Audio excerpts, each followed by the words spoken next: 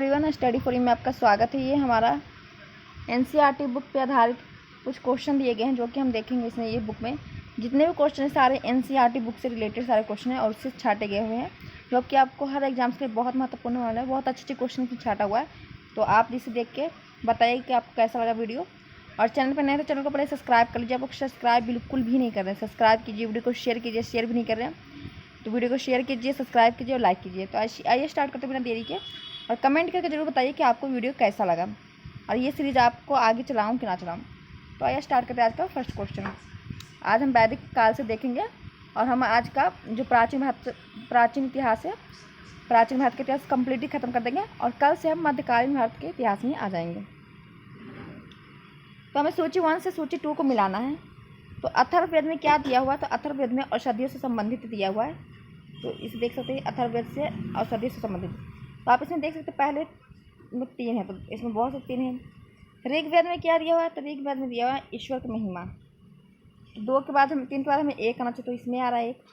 यजुर्वेद में क्या दिया हुआ है? यजुर्वेद में बलिदान की विधि दी है और सामवेद में संगीत दिया हुआ, तो इसमें हमारा ऑप्शन नंबर बी हो जाएगा राइट आंसर। नेक्स्ट क्वेश्चन हमारा है पुराणों की संख्या कितनी है? तो 18 है पुराणों की संख्या। नेक्स्ट क्वेश्चन हमारा यज्ञ संबंधी विधि विधानों का ज्ञान होता है किसमें? तो यजुर्वेद में होता है, ऑप्शन नंबर डी हो जाएगा राइट आंसर। आध्यात्मिक ज्ञान के विषय में नचिकेता और यम का संबंध किस उपनिषद में वर्णित है? तो जो ये हमारा है कठोर उपनिषद में, ऑप्शन नंबर डी हमारा हो जाएगा कठोपनिषद राइट आंसर। पुरुष मेध का उल्लेख किस ग्रंथ में हुआ है? तो पुरुष मेध का जो उल्लेख हुआ है ये हमारा हुआ है पंचशील ब्राह्मण में, ऑप्शन नंबर डी हो जाएगा राइट आंसर। एक वैसे चेक करती हूँ, शतपथ ब्राह्मण से यहाँ शतपथ ब्राह्मण में, तो हमारा इसमें ऑप्शन नंबर सी हो जाएगा राइट आंसर। नेक्स्ट क्वेश्चन हमारा है वैदिक काल में किस पशु को अघन्या माना जाता है? तो गाय को अघन्या माना जाता है। अघन्या का मतलब होता है ना मारने योग्य। नेक्स्ट क्वेश्चन हमारा सत्यमेव जयते शब्द कहाँ से लिया गया है? तो ये मुंडको उपनिषद से लिया हुआ है, ऑप्शन नंबर डी हमारा हो जाएगा राइट आंसर।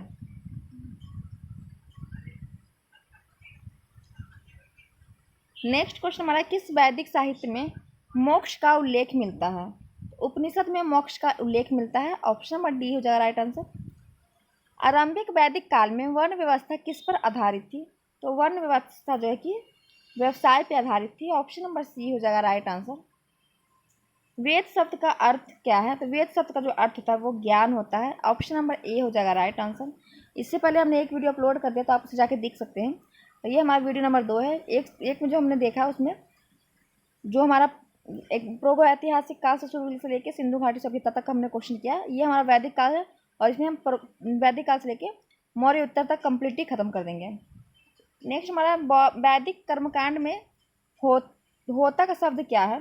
तो वैदिक कर्मकांड में जो होता का शब्द है इसे देख लेते हैं पर हम, तो कन्फ्यूजन थोड़ा है। तो ऋग्वेद में होता का संबंध होत्रा बोलते हैं ऋग्वेद को। नेक्स्ट क्वेश्चन हमारा है आर्य सभ्यता में मनुष्य के जीवन की आयु के आरोही क्रम अनुसार निम्नलिखित चरणों में से कौन सा विकल्प सही है? तो आर्य सभ्यता में बोला था कि जो मनुष्य उसको पहले ब्रह्मचर्य जीवन जीना चाहिए, 1 से 25 साल तक ब्रह्मचर्य जीवन और 25 से 50 साल तक गृहस्थ जीवन व्यतीत करना चाहिए और 50 साल के बाद वानप्रस्थ माने कि वन के में जाके जीवन जीने का आरंभ कर देना चाहिए, 25 से लेकर 75, और उसके बाद जितने भी जीवन है वो संन्यास में बिता देना चाहिए। इसमें हमारा ऑप्शन नंबर ए हो जाएगा राइट आंसर। वैदिक युग में राजा अपनी जनता से जो कर वसूल करते थे उसे क्या कहते थे? तो जो वैदिक युग में जो राजा अपने कर वसूल करते थे उसे बलि कहा जाता था, ऑप्शन नंबर बलि हमारा ए हो जाएगा राइट आंसर। नेक्स्ट क्वेश्चन आगे देख लेते हैं वैदिक देवता इंद्र के विषय में निम्नलिखित कथनों पर विचार कीजिए, नीचे के कूट का सही प्रयोग कीजिए। तो झंझावात के देवता कहा गया है इंद्र को और इसे कहा गया नैतिक व्यवस्था के वर्षा के देवता। तो इंद्र को वर्षा का देवता कहा जाता है और झंझावात के देवता। तो 1 और 3 हमारा हो जाएगा सही, तो डी हो जाएगा राइट आंसर। ये 15 से क्वेश्चन हमारा 2-3 बार पीडीएफ में चला गया, तो साफ वाला हम देख लेते हैं, ये हमारा साफ है। नेक्स्ट क्वेश्चन हमारा निम्नलिखित में से किन 3 वेदों को संयुक्त रूप से वेदात्री कहा गया है? तो ऋग्वेद, सामवेद, यजुर्वेद को वेदात्री कहा गया, ऑप्शन नंबर सी हो जाएगा राइट आंसर। नेक्स्ट क्वेश्चन हमारा है वैदिक आर्यों का प्रमुख भोजन क्या था? तो वैदिक आर्यों का दूध और उसके उत्पाद से जो होते थे वही प्रमुख भोजन था। ऑप्शन नंबर बी हो जाएगा राइट आंसर। सबसे प्राचीन वेद कौन सा है? तो सबसे प्राचीन वेद हमारा ऋग्वेद है। ऑप्शन नंबर बी हमारा ऋग्वेद हो जाएगा राइट आंसर। नेक्स्ट क्वेश्चन हमारा है क्लासिकीय संस्कृति में आर्य शब्द का अर्थ होता है। तो आर्य शब्द का क्या अर्थ होता है? तो एक उत्तम व्यक्ति। ऑप्शन नंबर डी हमारा इसमें हो जाएगा राइट आंसर। अब ये हमारा दिया है नदियों, वैदिक नदियों का नाम और आधुनिक नदियाँ। वैदिक नदियाँ कौन का नाम, जो आधुनिक नाम क्या है? तो कुंभा नदी है, जिसे अब काबुल कहा जाता है, तो एक का दो जगह। परुषणी नदी को रावी कहा जाता है, तो दो का तीन। सदानीरा गंडक को कहा जाता है, अशतुद्री सतलज कहा जाता है। तो इसमें हमारा हो जाएगा 2 3 1 4 right answer. 2 3 1 4 2 3 1 4 option number B हो जाएगा राइट आंसर। नेक्स्ट क्वेश्चन हमारा है अवेस्ता और ऋग्वेद में समानता है।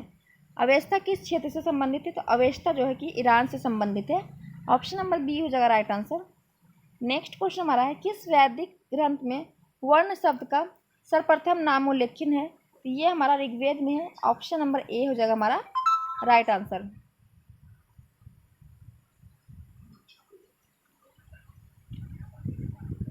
नेक्स्ट क्वेश्चन हमारा है वैदिक नदी के स्कनी की पहचान निम्नलिखित में से नदियों में से किस एक के साथ की जाती है? तो जो हमारा अस्कनी है ये चिनाब नदी को बोला जाता था। ऑप्शन नंबर हमारा सी हो जाएगा राइट आंसर। अब हमें नेक्स्ट फिर से मिलान करना है, तो आइए मिलान कर लेते हैं। ऋग्वेद में जो है इस वेद और इसके हमारा क्या है ब्राह्मण के बारे में बताना है। तो ऋग्वेद को जो पढ़ते हैं इसे एतराई, तो एक का तीन हमारे इसमें तीन में है। शाम वेद को कहते थे पंचशील, तो तीन के बाद चार। अथर्ववेद में गोपथ और यजुर्वेद को शतपथ। तो इसमें हमारा ऑप्शन नंबर बी हो जाएगा राइट आंसर।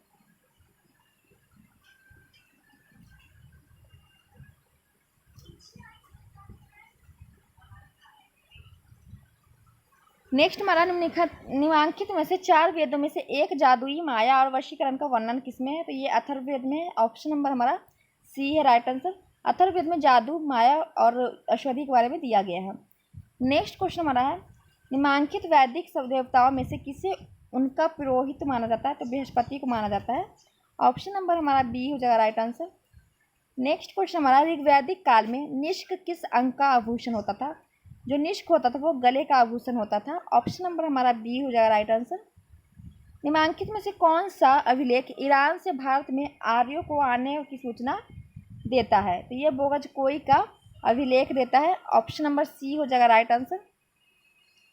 शतपथ ब्राह्मण में उल्लेखित राजा विदेत माधव से संबंधित ऋषि कौन है? ये हमारा गौतम, जो ऋषि गौतम रघुगण है। ऑप्शन नंबर डी हो जाएगा राइट आंसर। नेक्स्ट क्वेश्चन हमारा है बहुत बड़ा इसमें है, तो आप थोड़ा मैनेज कर लीजिएगा। तो इसमें क्या है महाभारत मूल्यतः किस ग्रंथ से नाम से जाने जाते हैं? जय संहिता नाम से जानी जाती है। गोत्र शब्द का प्रयोग सर्वप्रथम हुआ है, तो गोत्र शब्द का जो प्रयोग हुआ सबसे पहले ये हुआ हमारा ऋग्वेद में। ऋग्वेद में उल्लेखित प्रसिद्ध 10 राजाओं का युद्ध किस नदी पर किसने लड़ा था? तो ये लड़ा था परुषणी नदी पे। ऑप्शन नंबर ए हो जाएगा राइट आंसर। नेक्स्ट क्वेश्चन हमारा निम्नलिखित में से किस नदी को ऋग्वेद में मतेतमा, देवीतमा एवं नवीतमा से संबोधित किया गया है? तो ये सरस्वती नदी को किया गया है। ऑप्शन नंबर बी हो जाएगा राइट आंसर। किस वेद में सभा और समिति प्रजापति की दो पुत्रियां कहा गया है? तो ये कहा गया है अथर्ववेद में। ऑप्शन नंबर डी हो जाएगा राइट आंसर। यजुर्वेद अर्थात जीवन का विज्ञान का उल्लेख सर्वप्रथम मिलता है, तो ये किसमें मिलता है? तो ये मिलता है हमारा अथर्ववेद में। ऑप्शन नंबर हमारा डी हो जाएगा राइट आंसर 34 का। ये थोड़ा मैनेज कर लीजिएगा, नेक्स्ट वीडियो में आपको साफ पीडीएफ मिलेगा, मतलब कि अगले बार में।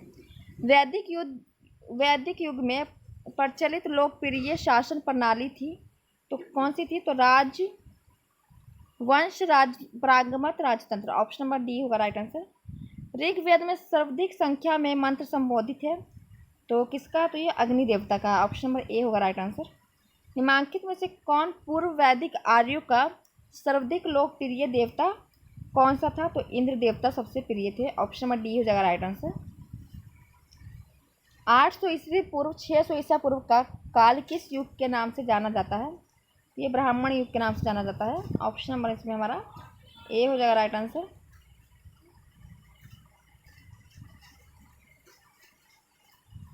ऋग्वेद की मूल लिपि कौन सी थी? तो ब्राह्मी लिपि थी। गायत्री मंत्र के नाम से प्रसिद्ध सर्वप्रथम किस ग्रंथ में मिलता है? तो ये मिलता है हमें ऋग्वेद में। ऑप्शन नंबर सी होगा राइट आंसर। वैदिक नदी कुंभा का स्थान कहाँ निर्धारित होना चाहिए? तो कुंभा का जो स्थान है वो अफगानिस्तान में काबुल नदी जिसे कहते हैं। अब ऑप्शन नंबर ए हो जाएगा राइट आंसर। नेक्स्ट हम देख लेते हैं बौद्ध और जैन धर्म के बारे में। महात्मा बुद्ध का जन्म एवं निर्वाण जो ज्ञान की प्राप्ति है किस दिन में हुआ था? तो वैशाख पूर्णिमा में गौतम बुद्ध की जन्म, मृत्यु और ज्ञान प्राप्त तीनों होता है। तो इसमें हमारा Vaishakh Purnima option number A हो जाएगा राइट आंसर। महात्मा बुद्ध किस वंश से संबंधित थे? महात्मा बुद्ध शाक्य वंश से संबंधित है। ऑप्शन नंबर सी हमारा शाक्य वंश हो जाएगा राइट आंसर। महावीर जो भगवान महावीर का प्रथम शिष्य कौन था? तो महावीर है जो कि 24वें तीर्थकार थे और ये अंतिम तीर्थकार थे। और इनका जो प्रथम शिष्य होता है, इनका जो दामाद होता है जमाली, यही होते हैं। ऑप्शन नंबर ए हो जाएगा राइट आंसर। अष्टांग मार्ग की संकल्पना का अंग है धर्मचक्र प्रवर्तन सूत्र की विषय वस्तु का। ऑप्शन नंबर डी हो जाएगा राइट आंसर। त्रिपिटक क्या है? तो त्रिपिटक एक बौद्ध साहित्य है। ऑप्शन नंबर डी हो जाएगा राइट आंसर। अलार्क राम कौन थे? तो जो बुद्ध भगवान है, जब घर से निकलते हैं तो इन्हें अलार्क राम पहले गुरु के रूप में मिलते हैं।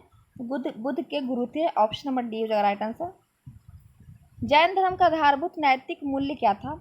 तो जैन धर्म का आधारभूत नैतिक मूल्य था अहिंसा। ऑप्शन नंबर हमारा सी होगा राइट आंसर। निम्नलिखित में से किसे एशिया का ज्योतिपुंज लाइट ऑफ एशिया कहा जाता है? तो गौतम बुद्ध को लाइट ऑफ एशिया या एशिया का ज्योतिपुंज कहा जाता है। नेक्स्ट क्वेश्चन हमारा है बुद्ध की मृत्यु के पश्चात प्रथम बौद्ध संगीति की अध्यक्षता किसने की थी? तो महाकश्यप ने की थी। और प्रथम बौद्ध संगीति जो होती है ये राजगीर में होती है और इसकी जो ये बौद्ध संगीति जो करवाता है वो अजातशत्रु करवाता है और इसकी अध्यक्षता करते हैं महाकश्यप। नेक्स्ट हमारा है शून्यता के सिद्धांत का सर्वप्रथम प्रतिपादन करने वाले बौद्ध दार्शनिक कौन थे? तो नागार्जुन थे। ऑप्शन नंबर ए हमारा हो जाएगा नागार्जुन राइट आंसर। नेक्स्ट हमारा गौतम बुद्ध द्वारा अपने धर्म में दीक्षित दिए जाने वाले अंतिम व्यक्ति निम्नलिखित में से कौन था? तो अंतिम व्यक्ति सुभद्र था। ऑप्शन नंबर डी हो जाएगा राइट आंसर। नेक्स्ट हमारा निम्नलिखित में से कौन एक अशोक का अभिलेख इस परंपरा की पुष्टि करता है कि गौतम बुद्ध का जन्म लुम्बिनी में हुआ था? तो ये रूमिन देय स्तंभ अभिलेख है। ऑप्शन नंबर डी हो जाएगा राइट आंसर। नेक्स्ट हमारा महावीर स्वामी का जन्म किस कुल्य में हुआ था? तो महावीर स्वामी के बारे में बता रहा है। तो महावीर स्वामी का जो जन्म हुआ था वो ज्ञात्रिक कुल में हुआ था। ऑप्शन नंबर बी हो जाएगा राइट आंसर। गौतम बुद्ध का महापरिनिर्वाण किस राज्य में हुआ था? तो महापरिनिर्वाण मतलब मृत्यु होता है। तो गौतम बुद्ध की जो मृत्यु होती है वो मल्ल राज्य में होता है। तो ऑप्शन नंबर सी हो जाएगा राइट आंसर। अभी उसे कुशीनगर मल्ल या कुशीनगर कह सकते हैं। सप्तपर्णी गुफा स्थित है। तो सप्तपर्णी जो गुफा स्थित है ये राजगीर में है। ऑप्शन नंबर सी हो जाएगा राइट आंसर। बौद्ध संघ में भिक्षुओं के रूप में महिलाओं के प्रवेश की अनुमति बुद्ध द्वारा कहाँ दी गई थी? तो वैशाली में दी गई थी। ऑप्शन नंबर बी हो जाएगा राइट आंसर। नेक्स्ट हमें अब मिलान करना है गौतम बुद्ध की महत्वपूर्ण घटना और स्थान के बारे में। तो गौतम बुद्ध की जो जन्म हुआ था वो लुम्बिनी में हुआ था, कपिलवस्तु के लुम्बिनी में। इनको ज्ञान प्राप्ति होता है बोध गया में। प्रथम प्रवचन ये देते हैं सारनाथ में और इनका निधन होता है कुशीनगर में। तो इसमें हमारा 3, 2, 1, 4 3, 2, 1, 4 हो जाएगा right answer. 3, 2, 1, 4 option number B में है। तो राइट आंसर बी हो जाएगा। बुद्ध ने सर्वाधिक उपदेश दिए। तो सबसे ज़्यादा मतलब सर्वाधिक बोले तो श्रावस्ती में दिए और सबसे पहले बोले तो सारनाथ हो जाएगा। लेकिन इसमें पूछा गया सर्वाधिक कहाँ उपदेश दिए, तो इन्होंने श्रावस्ती में दिए हैं। नेक्स्ट हमारा निम्नलिखित में से 4 स्थानों में हुई बौद्ध संगीतियों का सही काल क्रम नीचे दिए गुट में ज्ञात करें। तो रव पाक करके हमारा एक ट्रिक है रव पाक। तो पहला हमारा राजगीर में हुआ था तो ये राजगीर, दूसरा वैशाली में हुआ था तो ये वैशाली हो जाएगा पहला, दूसरा, तीसरा हमारा पाटलिपुत्र हो जाएगा और चौथा हो जाएगा कुंडनवन।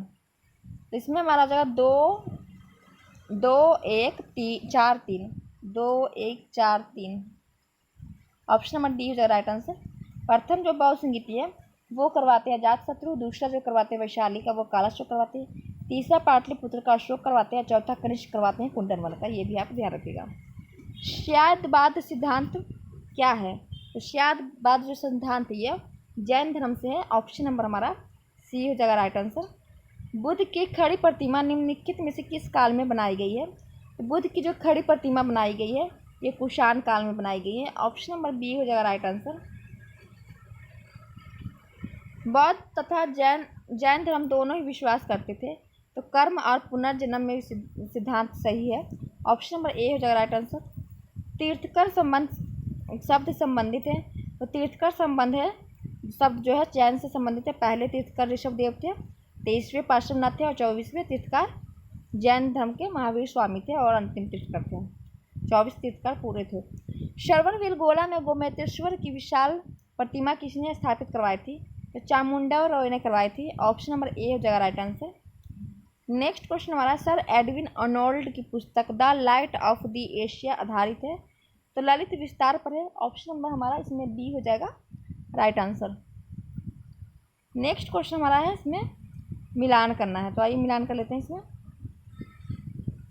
तो शून्य नागार्जुन का हमने देखा था कि शून्य बात से संबंधित है, तो जो सेकेंड में 2 होना चाहिए, तो सेकेंड में हमारा 3 में 2 मिल रहा है। तो ये तो हमारा जो अभद्र बाहु जो कि जैन से संबंधित है, तो 3 का हमारा 4 होना चाहिए, तो 3 का हमारा इसमें 3 है तो ये हमारा कट जाएगा, और इसमें हमारा 1 है तो ये भी कट जाएगा। तो लास्ट में हमारा 4 है, तो यही हमारा मिलान होगा। ऑप्शन नंबर डी हो जाएगा। फिर भी देख लेते हैं। लवकुश हो जाएगा हमारा पशुपात का, नागार्जुन शून्यवाद का, भद्रबाहु हो जाएंगे जैन के और गौशाल हो जाएंगे अवजीवक के। तो हमारा ये मिलान हो जाएगा। ऑप्शन नंबर डी होगा इसमें हमारा राइट आंसर। और इसमें आपको आंसर के नीचे ही मिल जाएगा। ये 4 बौद्ध संगीत दिया गया है जो आप देख सकते हैं। प्रथम, द्वितीय, तृतीय, चौथी। पहला हुआ था 483 ईसा पूर्व में, दूसरा जो हुआ था 383 ईसा पूर्व में, और तृतीय जो हुआ था 250 ईसा पूर्व में, और चतुर्थ जो हमारा हुआ है वो 98 ईस्वी में। जो पहला हुआ राजगीर में, इसके अध्यक्षता महाकश्यप ने किया था, और शासक कौन था? तो अजातशत्रु। दूसरी जो है वैशाली में हुई है, इसकी जो अध्यक्षता करते हैं वो शबकामीर करते हैं, और इसकी जो शासन थे वो कालाशोक के समय में हुआ है। तृतीय जो हुआ है पाटलिपुत्र में हुआ है, इसकी जो अध्यक्षता करते हैं मोगली पुत्र तीस करते हैं, और इसका जो शासन था वो समय अशोक का था। चौथी जो हमारा बौद्ध संगीत थे वो कुंडनम कश्मीर में होता है, इसकी अध्यक्षता वशुमित करते हैं और कनिष्क के शासनकाल में थे। और 2 हमारी जैन संगीत एक हुई प्रथम, द्वितीय। पहला हुआ पाटलिपुत्र जो कि बिहार में, और दूसरा हुआ गुजरात के बलबीर में। पहला की जो अध्यक्षता करते हैं वो स्तूलभद्र करते हैं 300 से लेकर 298 ईसा पूर्व, और दूसरा बहुत दिन साल के बाद होता है देवार्थी शवा श्रवण श्वेतांबर आचार्य थे जो करवाते हैं, इसके अध्यक्षता करते हैं, और ये 512 ईसा पूर्व हुआ है, मतलब 500 ईस्वी में हुआ, सॉरी ईसा पूर्व नहीं, वो 300 और 298 ईसा पूर्व, और ये 512 में हुआ। तो आप देख सकते हैं कितना का। ये जो आपको पूरा ब्लर दिख रहा है तो ये मैं नहीं पढ़ा रही हूँ क्योंकि इसमें पूरा ब्लर दिख रहा है, कुछ समझ ही नहीं आ रहा, तो आपको समझ में आएगा नहीं, इसलिए इसको हम स्किप कर देते हैं। महाजनपद काल में आ जाते हैं। ये पीडीएफ मैंने नहीं खींचा, कोई और बना के मतलब पीडीएफ खींची है मेरी बहन ने, इसलिए पीडीएफ अच्छा नहीं है। नेक्स्ट वीडियो में आपको साफ पीडीएफ मिलेगा, टेंशन मत लीजिए। निम्नलिखित में से किस बौद्ध ग्रंथ में 16 महाजनपद का उल्लेख किया गया है? तो 16 महाजनपद का जो उल्लेख किया गया वो अंगुत्तर निकाय में किया गया है। ऑप्शन नंबर ए हो जाएगा राइट आंसर। प्रथम मगध साम्राज्य का उत्कर्ष किस शताब्दी में हुआ था? तो 6ठी शताब्दी ईसा पूर्व में हुआ था। ऑप्शन नंबर बी हो जाएगा राइट आंसर। महाभारत के अनुसार उत्तरी पंचाल की राजधानी स्थित है, तो ये कहाँ स्थित है? तो वो अहिक्षेत्र में है। ऑप्शन नंबर सी होगा राइट आंसर।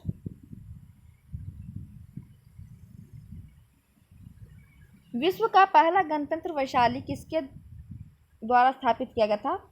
तो विश्व का पहला गणतंत्र वैशाली लिच्छवियों के द्वारा स्थापित किया गया था। ऑप्शन नंबर हमारा डी हो जाएगा राइट आंसर। मगध की राजधानी कौन सी थी? तो मगध की पहली राजधानी राजगीर या ग्रीवज कह सकते हैं, ये थी। ऑप्शन नंबर सी हो जाएगा राइट आंसर। बाद में वैशाली भी होती है, लेकिन ये महाजनपद काल के बारे में बता रहा है। छेदी वंश का राजा खारवेल किस क्षेत्र से संबंधित था? तो ये कलिंग से संबंधित था। ऑप्शन नंबर बी हो जाएगा राइट आंसर। मगध के किस प्रारंभिक शासक ने राज्यारोहण के समय अपने पिता की हत्या की एवं स्वयं इसी कारणवश अपने पुत्र द्वारा भी मारा गया? तो अजातशत्रु ने अपने पिता बिंबिसार की हत्या कर दी थी और राजा बन गया था, और अजातशत्रु का बेटा ने उदयन ने अजातशत्रु को मार के वो राजा बन जाता है। इसमें हमारा ऑप्शन नंबर बी हो जाएगा राइट आंसर। मगध का कौन सा सम्राट अप अप्रोम पुरश्रुम अप्रोम सॉरी अप्रो परशुरामम के नाम से जाना जाता है? तो महापद्म नंद माना जाना जाता है। Option number D is right answer. इतना बड़ा नाम है कि बोलना ही नहीं जा रहा। शिशुनाग वंश का यह शासक किसके शासनकाल में वैशाली में द्वितीय बौद्ध संगीति का आयोजन किया गया है? तो हमने 4 बौद्ध संगीति आपको बता दिया, चारों मैंने बता दिया है। तो इसमें पूछा दूसरा, तो दूसरा हुआ है वैशाली में, और दूसरा कौन कराया था? तो कालाशोक में। तो ऑप्शन नंबर सी हो जाएगा कालाशोक राइट आंसर। गोदावरी नदी के तट पर किस महाजनपद स्थित था? तो गोदावरी नदी के तट पर महाजनपद स्थित है अश्मक। ऑप्शन नंबर सी हमारा अश्मक हो जाएगा राइट आंसर। पाटलिपुत्र के संस्थापक कौन है? पाटलिपुत्र के संस्थापक हर्यक वंश के उदयन होते हैं, जो कि अजातशत्रु का बेटा था, और ये अजातशत्रु को मार देता, अपने पिता की हत्या कर देता। इसमें हमारा ऑप्शन नंबर ए हो जाएगा राइट आंसर। ये पाटलिपुत्र की स्थापना करते हैं और उसको अपनी राजधानी भी बनाते हैं, मगध की राजधानी। निम्नलिखित में से कौन सिकंदर के साथ भारत नहीं आया था? तो डायमेकस है जो कि भारत सिकंदर के साथ नहीं आया था। निर्क्यासस, सिक्रियटस और एरिस्टोबुलस, ये तीनों सिकंदर के साथ भारत आए थे। उज्जैन का प्राचीन नाम क्या है? तो उज्जैन का प्राचीन नाम अवंती है। ऑप्शन नंबर सी हो जाएगा राइट आंसर। अब हमें मिलान करना है, तो आइए देख लेते हैं राज्य और राजा का दिया हुआ। तो इसमें आपको जो पहले पता है वो छाट सकते हैं। जैसे कि इसमें हमें पता है कि अजातशत्रु है जो मगध का राजा होता है, प्रसेनजित है जो कि कौशल का होता है, और उदयन वत्स जीता प्रभुवत अवंती। तो इसमें हमारा क्या हो जाएगा 3 2 4 1 3 2 4 1 3 2 4 1। ऑप्शन नंबर डी हो जाएगा राइट आंसर। पाटलिपुत्र की शासक ने सर्वप्रथम अपनी राजधानी बनाया था? तो हमने पीछे ये तो अच्छा आगे से बता रहा। पाटलिपुत्र में इनमें से चंद्रगुप्त मौर्य ने अपना प्रथम शासन राजधानी बनाया था। तो ऑप्शन नंबर ए हमारा हो जाएगा Chandragupta Maurya right answer. Next हम देख लेते हैं निम्नलिखित में से मगध कौन सा सिकंदर महान के समकालीन था? तो धनानंद था जो कि नंदवंश का शासक था, और अंतिम नंदवंश का शासक था। इसके बाद मौर्य वंश आता था। तो ये सिकंदर के समकालीन था। ऑप्शन नंबर डी बी हो जाएगा राइट आंसर। 6ठी शताब्दी से पूर्व मगध में किसका विशाल भंडार था? तो लौह का था। ऑप्शन नंबर डी हमारा हो जाएगा लौह राइट आंसर। निम्नलिखित नामों में से प्राचीन भारत के चिकित्सकीय त्रय की पहचान कीजिए। तो जो हमारे प्राचीन भारत के चिकित्सक थे वो थे चरक, सुश्रुत और बंगभट्ट। ऑप्शन नंबर सी हो जाएगा राइट आंसर। 6ठी शताब्दी से पूर्व शुक्तिमती राजधानी किसकी थी? तो शुक्तिमती जो राजधानी थी वो चेंदी की थी। ऑप्शन नंबर सी हो जाएगा राइट आंसर। मगध के उत्थान के लिए कौन सा प्रथम शासक उत्तरदायी था? तो बिंबिसार था जो कि हर्यक वंश का था, और ये मगध के उत्थान के लिए उत्तरदायी है। ऑप्शन नंबर सी हो जाएगा राइट आंसर। निम्नलिखित में से कौन एक मगध साम्राज्य की राजधानी नहीं थी? तो ग्रीविज जो कि पुराना नाम इसका राजगीर की जो पुराना नाम है ग्रीविज था, तो ये हमारी राजधानी थी। राजगीर भी राजधानी थी मगध की, और पाटलिपुत्र भी। कौशाम्बी नहीं थी, तो इसमें हमारा ऑप्शन नंबर डी हो जाएगा कौशाम्बी नहीं थी, तो इसे नहीं पूछा गया, तो डी हो जाएगा राइट आंसर। अब इसमें हमें हमें राजवंशों को काल अनुक्रम सजाना है। तो पहला वंश हो जाएगा हर्यक, जो कि हर्यक वंश के बाद आता है शिशुनाग वंश। तो पहले में 4 होना चाहिए, तो पहले में 4 हमारा। फिर शिशुनाग वंश 2 आना चाहिए। उसके बाद नंद वंश को मार के मौर्य वंश आता है, तो 1 फिर 3। ऑप्शन नंबर ए हो जाएगा राइट आंसर। महाभाष्य किसने लिखा है? तो महाभाष्य पतंजलि ने लिखा है। ऑप्शन नंबर डी होगा राइट आंसर। अजातशत्रु के वंश का क्या नाम था? तो हर्यक वंश था। ऑप्शन नंबर बी हो जाएगा राइट आंसर, क्योंकि बिंबिसार का बेटा अजातशत्रु था जो कि हर्यक वंश था। मालवा क्षेत्र में मगध की सत्ता का विस्तार निम्नलिखित में से किस शासनकाल में हुआ है? तो ये हुआ है शिशुनाग के समय में। ऑप्शन नंबर डी हो जाएगा राइट आंसर। नंद वंश के पश्चात मगध पर किस राजवंश के शासन किया है? तो नंद वंश के बाद चंद्रगुप्त मौर्य ने नंद वंश को विनाश करके मौर्य वंश की स्थापना की थी। ऑप्शन नंबर ए हो जाएगा राइट आंसर। राजा नंद का उल्लेख करने वाला अभिलेख प्रमाण है। तो राजा नंद का जो उल्लेख करने वाला अभिलेख है वो खारबिल का हाथी गुफा अभिलेख है। ऑप्शन नंबर ए हो जाएगा राइट आंसर। गौतम बुद्ध के समय का प्रसिद्ध वैद्य जीवक किसके दरबार से संबंधित था? ये बिंबिसार से संबंधित था। ऑप्शन नंबर ए हो जाएगा राइट आंसर। चंपा किस महाजनपद की राजधानी थी? तो अंक की राजधानी थी। ऑप्शन नंबर हमारा डी हो जाएगा राइट आंसर। फिर से हमें राजधानी या महाजनपद से मिलान करना है, तो इसे आइए देख लेते हैं।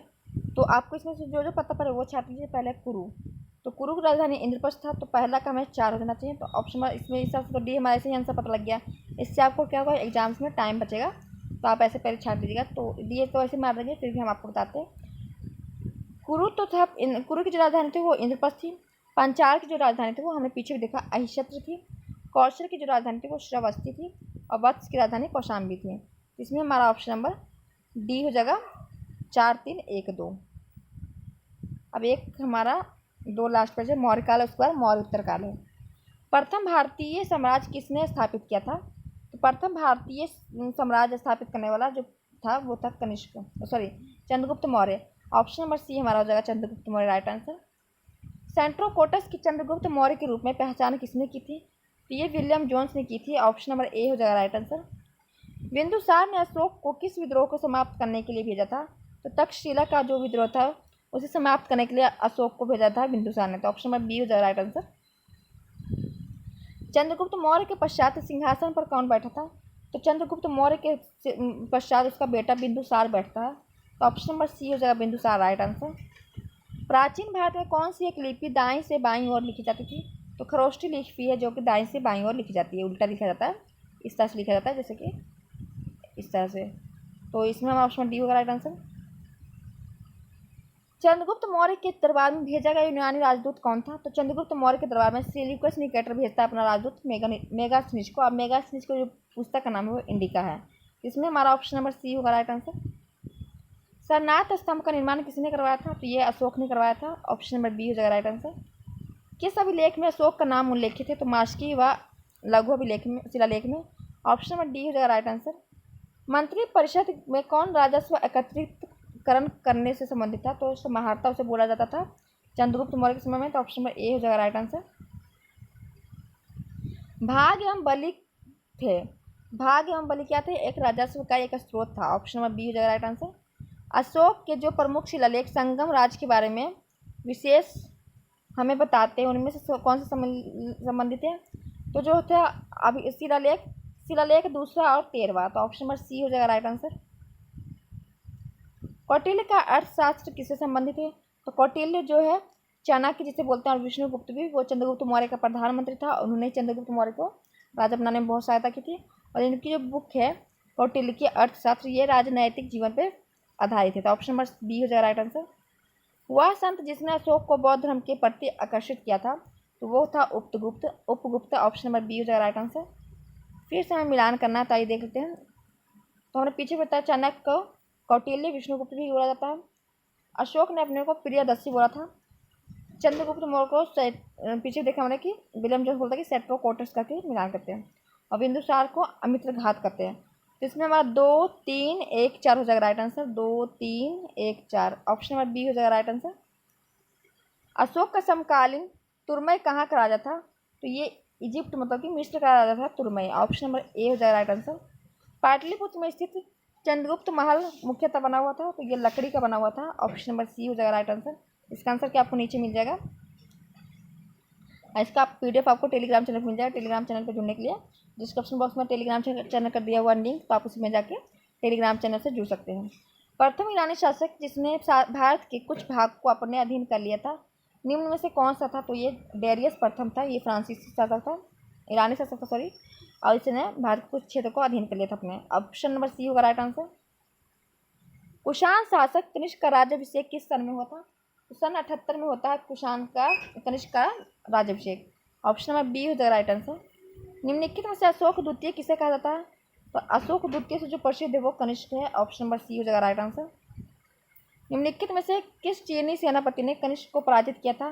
तो पांचाल ने कनिष्क को पराजित कर दिया था। तो ऑप्शन नंबर ए हो जाएगा राइट आंसर। भारतीय के लिए सिल्क मार्ग किसने आरंभ करवाया था? तो ये कनिष्क ने करवाया था। ऑप्शन नंबर ए हो जाएगा राइट आंसर। चाइना से जाने वाले सिल्क मार्ग को कनिष्क ने आरंभ करवाया था। कनिष्क की राजधानी कौन सी थी? तो पुरुषपुर है जो कि कनिष्क की राजधानी थी। ऑप्शन नंबर ए हो जाएगा राइट आंसर। मिलिंद पन्नो क्या है? मिलिंद पन्नो मतलब है कि मिलांडर है, जो कि मिलांडर इसके प्रश्न हैं, जो कि जब ये मिलांडर है उसके प्रश्न को मिलिंद पन्नो नाम का एक बौद्ध ग्रंथ है उसमें रखा गया है। तो हमारा ये हो जाएगा बौद्ध ग्रंथ। ऑप्शन नंबर डी हो जाएगा राइट आंसर। कौन सी कला शैली भारतीय और यूनानी जो कि ग्रीक कला का शैली का सम्मिश्रण है तो ये गंधार शैली है, ऑप्शन नंबर सी हो जाएगा राइट आंसर। काव्य शैली का प्राचीनतम साक्ष्य किसके अभिलेख में मिलता है? तो काव्य शैली का जो प्राचीनतम साक्ष्य मिलता है वो रुद्रदामन का जूनागढ़ अभिलेख में। ऑप्शन नंबर हमारा ए हो जाएगा राइट आंसर। नेक्स्ट हमारा है, किस वंश के शासक ने ब्राह्मणों और बौद्ध भिक्षुओं को कर मुक्त ग्राम देने की प्रथा आरंभ की थी? तो ये सातवाहन वंश ने की थी। ऑप्शन नंबर ए हो जाएगा राइट आंसर। शक संपत किसने और कब प्रारंभ किया था? तो शक संपत को कनिष्क ने प्रारंभ किया था 78 ईस्वी में। ऑप्शन नंबर डी हो जाएगा राइट आंसर। निम्न में से कौन सा स्थान सातवाहनों की राजधानी थी? तो परिष्ठान है जो कि सातवाहनों की राजधानी थी। ऑप्शन नंबर ए होगा राइट आंसर। फिर से हमें मिलान करना है। तो गांधार कला कब आया था? तो कुषाण के समय में आया था। जूनागढ़ शिलालेख क्या है? रुद्रदामन प्रथम के समय में। मिलित पन्नों में मीनांडर के प्रश्न और तक्षशिला लेख पातिक है। इसमें हमारा हो जाएगा 3 4 1 2 right answer. 3 4 1 2 option number D हो जाएगा राइट आंसर। निम्नलिखित में से चरक किसके राज्य चिकित्सक थे? तो चरक जो थे वो कनिष्क के राज्य चिकित्सक थे। ऑप्शन नंबर डी हो जाएगा राइट आंसर। बिना बेगार के किसके सुदर्शन झील का जीर्णोद्धार करवाया, मतलब कि मरम्मत करवाया? तो रुद्रदामन प्रथम ने करवाया था। ऑप्शन नंबर डी हो जाएगा राइट आंसर। तो इसमें हमारा इतना ही था, उसके बाद हमने सारा खत्म कर दिया। तो आपको ये वीडियो कैसा लगा कमेंट करके जरूर बताइएगा। और इसका मैं नेक्स्ट वीडियो चलाऊँगी, इसमें आपको PDF साफ एकदम अच्छा से मिल जाएगा और फिर मध्यकालीन भारत का इतिहास में शुरू करेंगे। तो वीडियो आपको कैसा लगा कमेंट करके जरूर बताइएगा। चैनल पर नए तो सब्सक्राइब कर लीजिए, वीडियो को शेयर और लाइक कर लीजिएगा। फिर मिलेंगे नेक्स्ट वीडियो में, तब तक के लिए जय हिंद।